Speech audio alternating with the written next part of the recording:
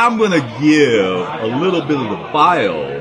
John McKinney, LA County Deputy District Attorney. And boy, it would take probably the next hour to go through all of his props here. But needless to say, he's been with the District Attorney's Office for a period of time. Graduate of UCLA, gone through all the wars, done all the right things educationally. East Coast guy, came out of came out of the community, out of the hood, so to speak. So all the credentials are there, both academically and community, and that's important. You weld the two together. We're going to have an election next year. LA County District Attorney George Gascon will be up for re-election, taking a lot of shots for a lot of different things, but primarily crime, violence, how he's dealing with that, criminal justice reform, all the above. Shift this here. Bear with me because I'm going to make a little transition from me to you. Okay. Front and center, if I can put that there. Okay. So, John, my question is, first question is this, and I gave a little bit of the history, the background of my relationship with Gascon and what he said. The big question is, look, and this has always been a troubling question wherever you go, in any time. On the one hand, in the community, you have the sensitivity about police violence, police abuse. Almost always, 99%, we're talking about blacks and Hispanics. But on the other hand, we keep coming back to this.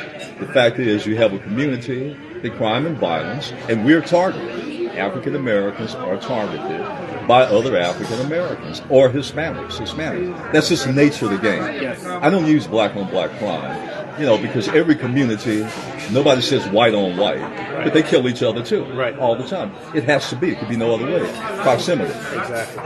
So how do you strike the balance between Gascon's, the original Gascon, all these great reforms, and protecting the community?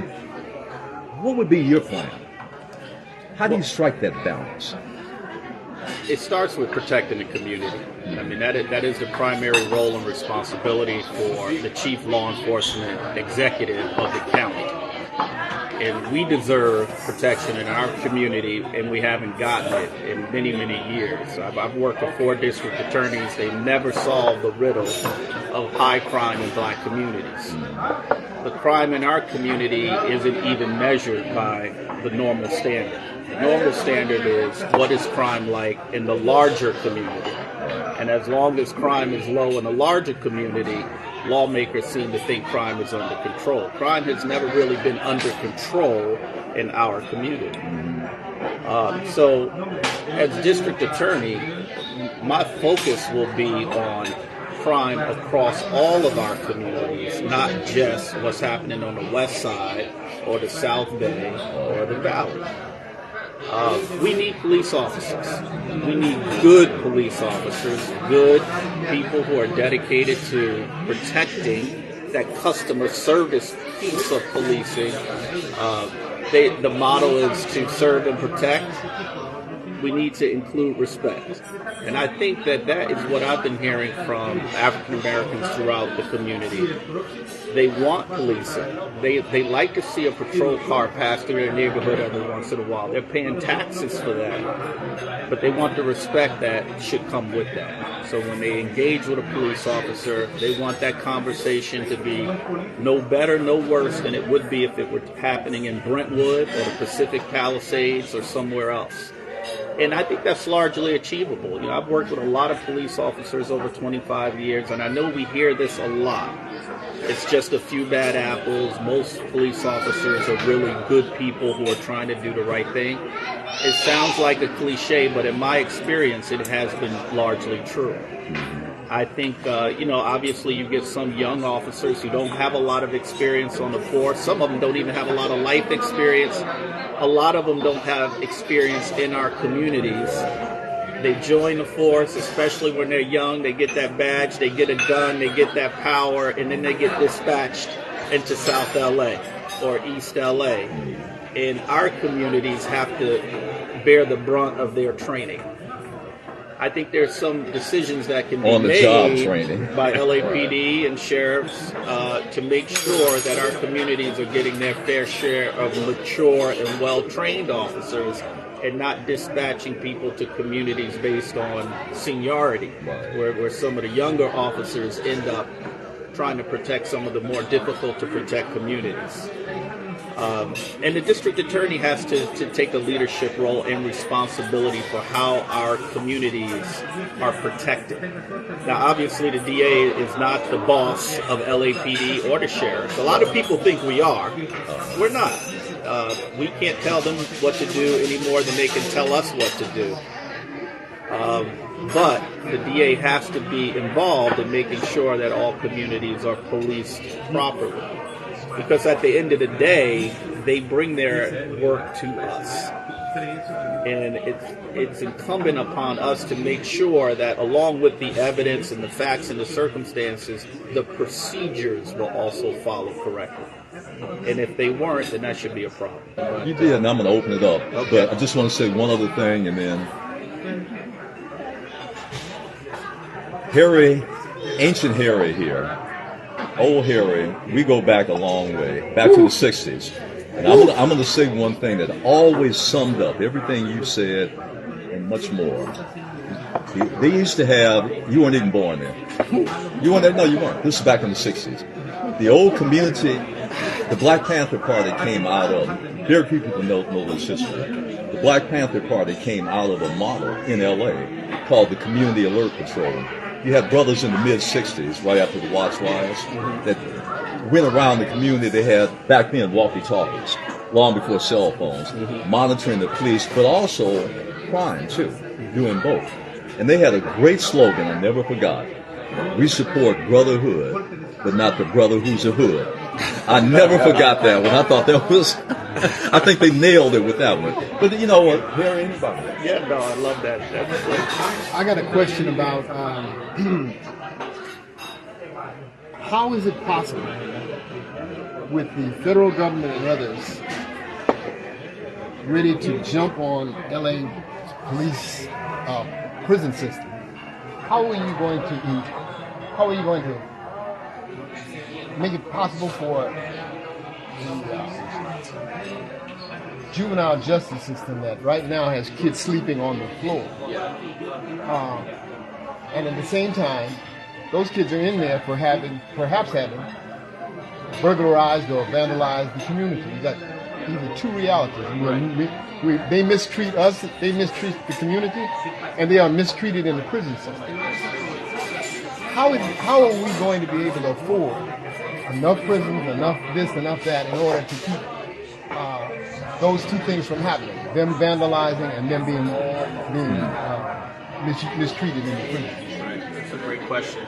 You know, in the short run, we've got to invest in facilities that can house people who are too dangerous to be on our streets. Some of them are adults, some of them are juveniles. I know it's hard for a lot of people to believe. There's something about the word juvenile that makes people think the person is harmless. But there are some 16, 17-year-olds, even some younger, who are vicious. You know, life has taken them down a path where they've become so antisocial that they are not even fit for the juvenile system, which was never designed to deal with hardened criminal behavior. It was never designed for that purpose. We can stick people in there thinking that, you know, it makes us feel good that we're keeping them in the juvenile system as opposed to the criminal system, but we're not doing them any good. We're not doing society any good. And when they eventually get out, we're not doing whoever they may encounter any good. So we have the problem of having to come to terms with the fact that there are just some 16 or 17-year-olds who should be prosecuted in a higher system that can better deal with their level of behavior. The facilities, though, which is the crux of your question, have been falling apart in LA County for decades. We have a men's central jail that was designed in the 50s and has long since outlived its ability to house men. So is this a city council, you and the police, who are saying to each other, we got to do this, but we don't have the money? No, the money is there. LA County is flush with resources to build a new jail. There is no political will. And this really is, and I say this in a collaborative spirit, not to attack. The Board of Supervisors is the entity that's responsible for the adult jail facilities in LA County. They have the money. In fact, they spent millions of dollars designing a new building, doing all the prep work to design a new building, and then they pulled the plug on it. There is a certain political climate amongst all of our electeds, really, in Los Angeles, but especially on the board, that seems to think that in order to reduce incarceration, which is a noble goal, I think everybody here would like to see fewer people in jail, but you don't get there by letting the jail close and just saying, okay, we solved the incarceration problem. Open it up. The jail fell apart. But that seems to be the policy. But don't they have a conundrum? The city says, okay, the state, or I should say the federal government say, listen, you don't straighten this mess up. You got too many people at this table. Cut this table in two, put them out of there, okay? Or I'm coming in taking over your system. Yeah. And that means what? I'm going to build more. I'm going to incarcerate more. I can't deal with the system, with the sex, with it as I have it now. We need larger capacity because look, it is a simple matter of space. If you have space for 50 people, right, and you got 100 people who you conclude are too dangerous to be on the street, what are you going to do? You're either going to cram 100 people into that space for 50, or you're going to build another facility to house the 50 that need to be housed, or you're going to let that 50 that you concluded were dangerous out on the street. Or make some I don't know how to describe this, but you say, okay, if you only stole $90 worth of stuff, I'm gonna let you out. You got 100, I'm gonna keep in. I understand why they're doing that because they don't have the space, but it has produced what we're talking about now in terms of this city, in terms of the smash and grab. San Francisco's going to pieces. All the cities have these same problems. How do you solve that, DA? Look, the district attorney's lane, I think is wide, but it is defined. The DA can't do everything. The DA can't build jails. The DA can't order the sheriff to put people in jail. What we do is primarily is we evaluate investigations and we bring the appropriate charges. But you're almost stuck with the same reality that Gaston is stuck with, and that is we can't put anybody else in. Well, Gaston doesn't want to put anybody in jail, even dangerous people.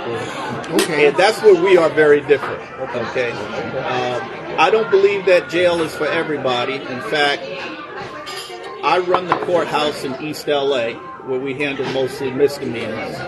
Virtually no one goes to jail in East LA for committing misdemeanors. Why? They don't need to be in jail. They're not committing the kind of crimes that we need to waste that valuable resource warehousing somebody. What they need is some other kind of programming to get their life together or get their act together, as we used to say. And that's what we do. Well, you know, Terry touched on it, and my thing is about the smash and grab. Oh, yeah. And if you're going to have new laws, you know, the jury's still out on what happened in the early 80s about crack cocaine. You know, like if you got dressed with the rocks as opposed to the powder. But if things aren't taken care of soon with the smash and grab, we kind of weaponizing it for the next election. You know, so what I'm wondering is, can you have a special laws that you put out to take care of these smash and grab folks? When a person don't know nothing, only thing they can do is think about doing something gangster out here. Right? I mean, let me see if I can work through those two. I'll start with the smash and grab first, because it's a little easier for me to answer that one. well, smash and grab, a person wouldn't need to be smash and grab driving. Well, a lot of those, $100,000 thing. a lot of those people don't. It's not about need. A lot of people you see doing those smash and grabs, they're not hungry. They're jumping out of BMWs and Mercedes and running into Gucci. Well, not only that, it's an organized and they're thing. wearing, $500 worth of clothes and jewelry while they're smashing and grabbing $2,000 handbags. I think we have to be realistic about who's committing crime and why they're committing a crime, which is important to me as a deputy DA. When a case comes across my desk, I want to know more than just what happened. I want to know who this person is and why did they do this. Because there's a big difference between somebody who is hungry and is homeless and trying to provide and stealing food, or some other items that go to cleanliness, and versus somebody who's running into the mall to grab a handbag that he can go back and then sell on the internet. This trend in robberies that we're seeing needs to be knocked down quickly, because it's really like Pied Piper. I talk about Gascon like he's Pied Piper. He created these policies that really soften the blow of the criminal justice system. And I'm not a tough on crime person. I'm a moderate person. But he came in and took laws that were working well. 5 years ago, you didn't see smash and grabs. This is new. And it's a direct response to some policies that we got from Gascon, some law that we're getting out of Sacramento that's decriminalizing what should be criminal behavior. We used to have the crime of commercial burglary that was designed specifically for people who went into stores to commit burglary. We replaced that with a law called shoplifting, which is a misdemeanor.